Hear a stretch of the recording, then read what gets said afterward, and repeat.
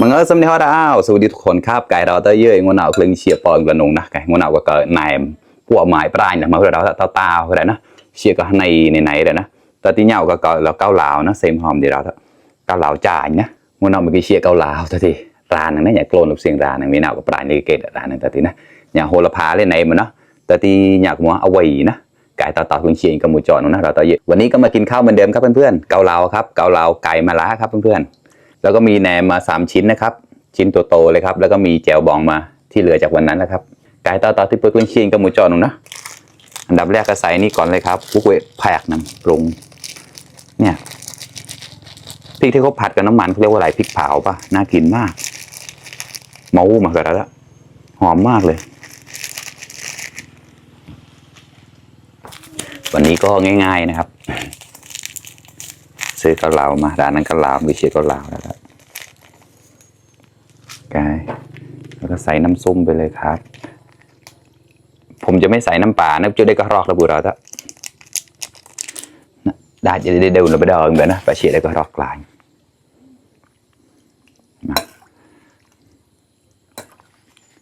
ใส่มะละลงไปเล็กน้อยเจ้าชาววีอย่างนี้นะเดี๋ยวก่อนอย่าได้จะลุกเจอตัวเก่าที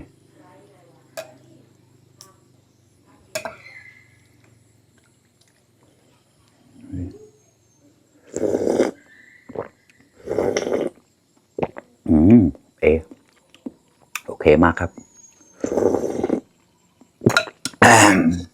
จันกลายปลอยจ้ะ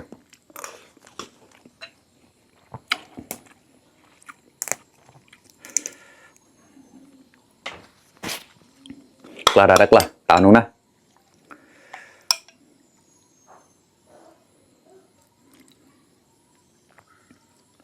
นี่ครับ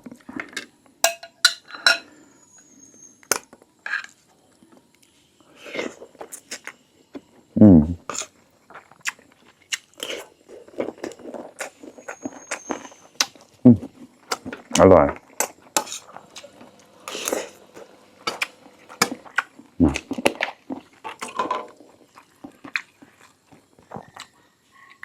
ก็ได้ปะ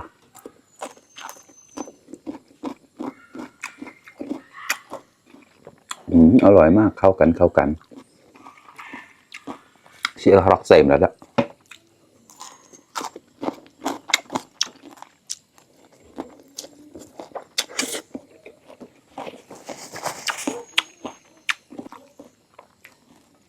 นี่ยอดกระถินครับประมวลกกชิบลอเก็บไก่เราเด็กกับพอไม่เนียงจากดิดกันเลยเนี่ยเอามาโอเดมาครับ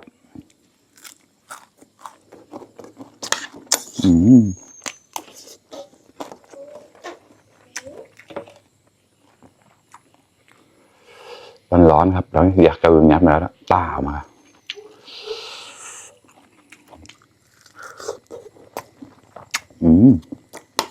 เนื้อแน่นมากโน่นมากเลย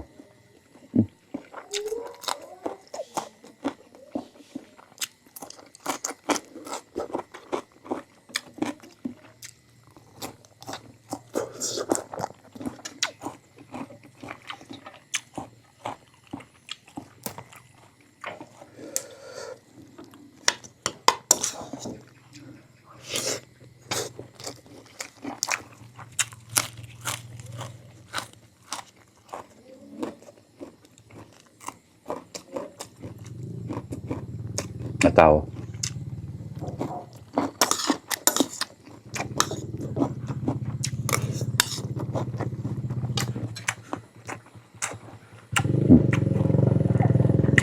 ้องชิ้นใหญ่ๆแบบนี้เลยครับตูดมาครับมาตักลงไปเลยครับ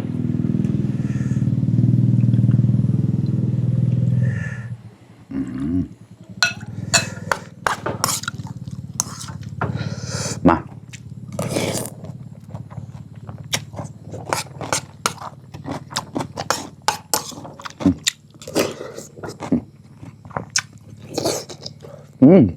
เขาลอกข้าวมากันเปื่อยดีมากเลยครับ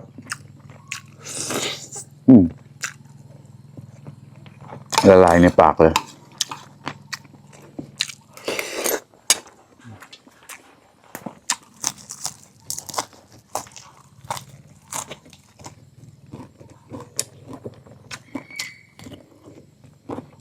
อร่อย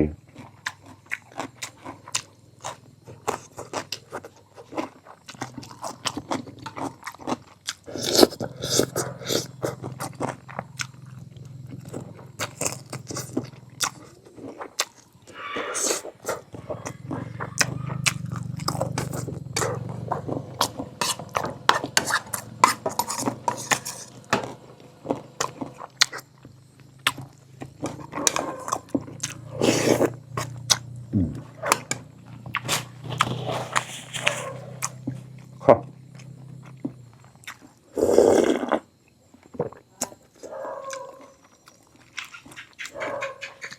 เนี่ยต้องบองเลยเราละต้องบองจานนะ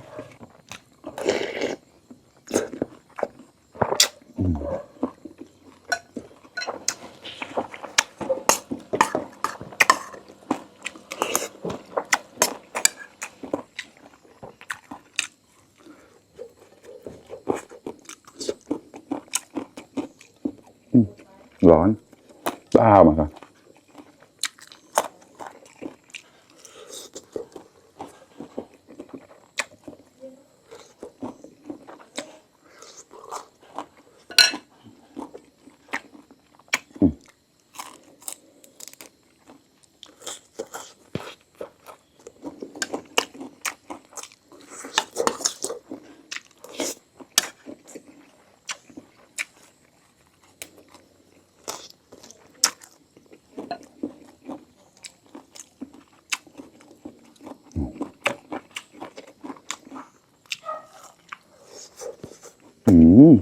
อร่อยมากเปรี้ยวกำลังดีเลยเปรี้ยวของแต่จับ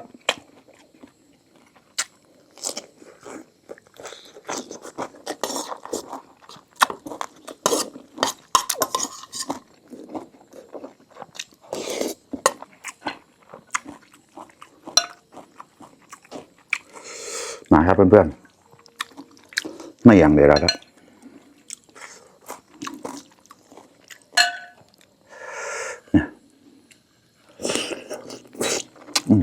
เขาก็ค่ะ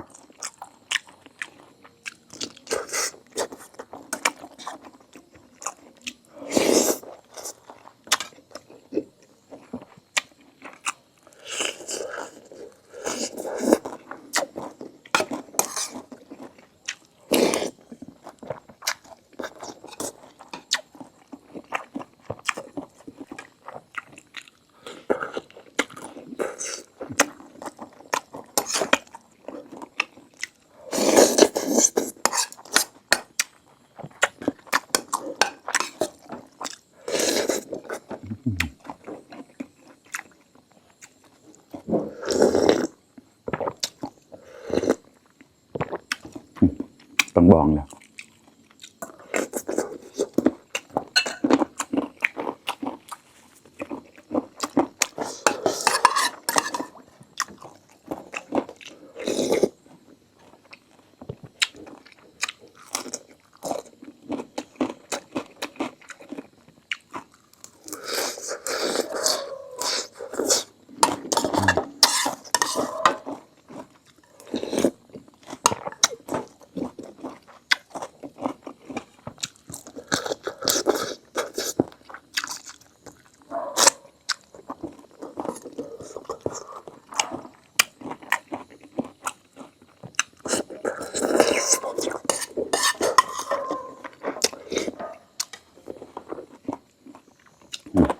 แหนมครับ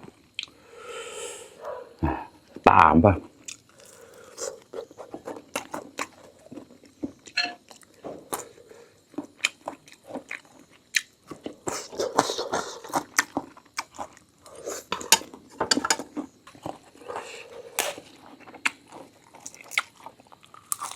เสี่ยงอ่ะ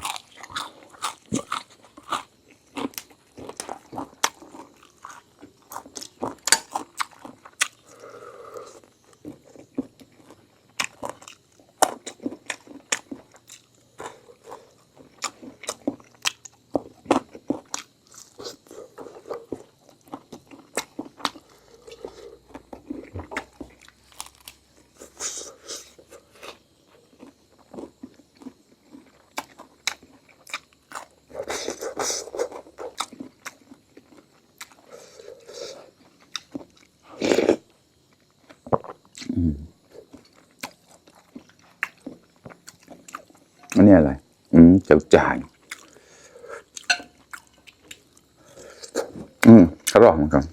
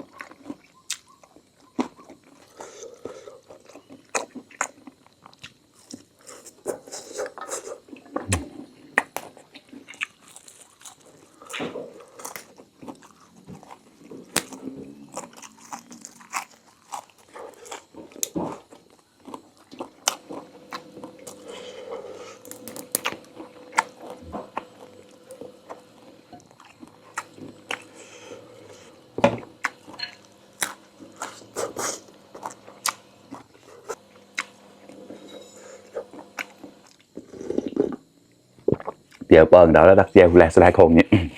xịa kẹt mừng mười cừu coi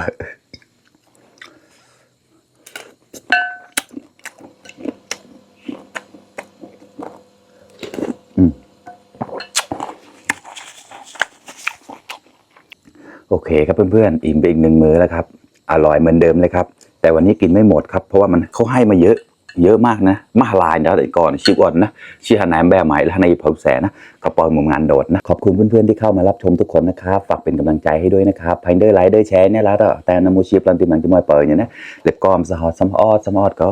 กลางกลืนราวบ๊ายบาย